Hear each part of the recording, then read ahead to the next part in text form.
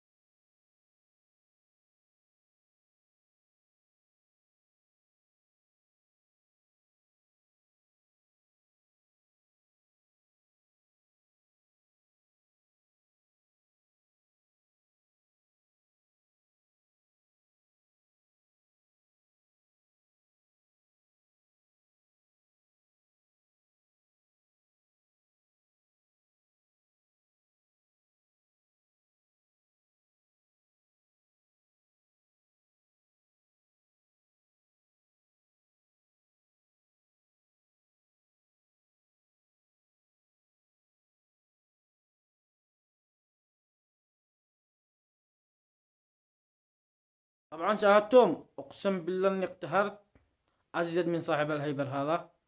اقسم بالله انه قهر. اقسم بالله لو يكن بيني انا وصاحب الهيبر عداوة، لو يكن بيني وبينه ثأر، ما شاق يفعله زي ما فعل هذا. يا اخي بينما ثر انا وانت بوجه بوجه، اما يجي ينعف 50 مليون ذا الحين. اقسم بالله صاحب الهيبر هذا ما يقتنع. لو يشنقلوك، لو يسلخوك سلخ، قسما بالله ما يقتنع. ريحت على 50 مليون يا مجنون. طبعا هذا هو قدم تساك. بس شاهدوا يعني الحقد حقه لا وين.